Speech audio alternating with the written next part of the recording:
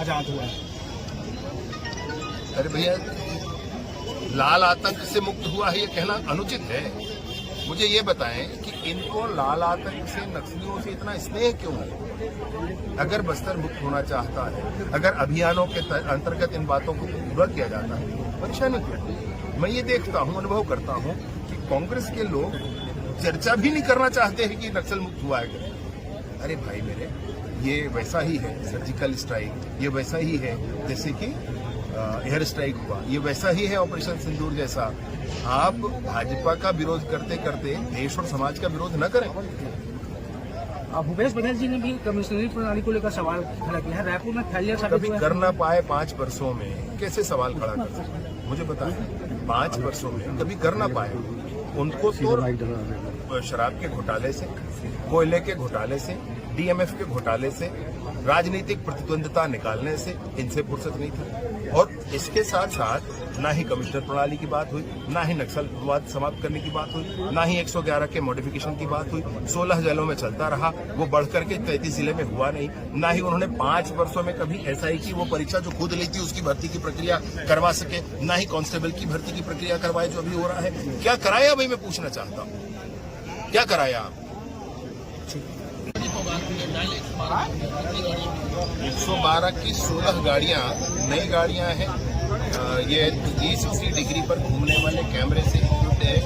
समय परिस्थितियों के आधार पर किसी जगह को प्रिजर्व करना है, उसके लिए इनके पास इक्विपमेंट है। इनके पास लोकेशन ट्रेसिंग के लिए भी इक्विपमेंट है। 3 तरह से लोकेशन इन गाड़ियों के स्वयं के लोकेशन ट्रेस होते हैं, जिसमें एक स्मार्टफोन है, एक उनके डैशबोर्ड पर लगा हुआ एक पैनल है जिसमें कमांड सेंटर से कमांड आता है, और एक जीपीएस भी इनमें इनबिल्ट है, वो भी इसमें साथ है। ड्राइवर के साथ साथ एक पुलिस के जवान भी इसमें हर समय होंगे, और प्रॉपर रिस्पांस टाइम में शहरी क्षेत्रों, ग्रामीण क्षेत्रों में ये गाड़ी पहुंचेगी। इसके लिए हम लोग कार्य कर रहे हैं। सीडैक को नई एक हमारी भारत सरकार की कंपनी है, सीडैक को इसका काम सौंपा गया है। पूरे देश में अनेक राज्यों में, माने दर्जनों राज्य और केंद्र शासित प्रदेशों में सीडैक के माध्यम से जारी है। ऐसे ही हमारे पूरे छत्तीसगढ़ के लिए 400 गाड़ियां निकली हैं। 18 तारीख को माननीय केंद्रीय गृह मंत्री अमित शाह जी और माननीय मुख्यमंत्री विष्णुदेव साई जी के कर कमरों से प्रारंभ हुआ है। पहले भी 112 की गाड़ियां चलती थी, अब नई गाड़ी, इसमें बहुत चीजें डिफरेंट हो गई हैं। अब ये कमांड सेंटर में नए सॉफ्टवेयर है, नई कंपनी है। इसमें इन गाड़ियों में जितने इक्विपमेंट्स हैं, जितने लोकेशन ट्रेनिंग के सिस्टम हैं, वो पुराने में नहीं थे, और साथ ही साथ नई गाड़ियों के साथ ये अब प्रारंभ हो रहा है। इसलिए मैं सोचता हूँ कि रिस्पॉन्स टाइम से काफी कम। 2 दिन के दौरे पे दूसरा एक और मसला है जिसकी शुरुआत भी 23 तारीख को कवर्धा में भी होगी। जो फॉरेंसिक साइंस की लेबोरेटरी कवर्धा में कुछ दिनों पहले आप सबने हमने मिलकर के प्रारंभ की थी, उसके लिए जगह अभी भी निर्धारित हो गया है और उसको बनने का कार्यक्रम भी उसका प्रारंभ हुआ है। इसके साथ साथ अगर कहीं क्राइम होता है तो 7 वर्ष से अधिक किसी भी सजा के प्रावधान के लिए ये निर्धारित किया गया है हमारे 3 नए कानूनी प्रावधानों में कि फॉरेंसिक साइंस के थ्रू इसकी जांच की जाए, एविडेंस कलेक्ट किए जाए और एविडेंस की टेस्टिंग हो।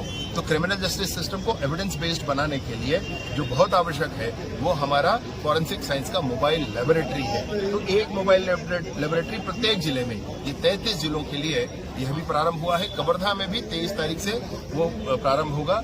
जहां पर भी हमारा फॉरेंसिक साइंस का लेबोरेटरी है जनपद कार्यालय कवर्धा के पास में, वहीं से 11 बजे 23 तारीख को उसका शुभारंभ सारे नेतागण मिलकर करेंगे।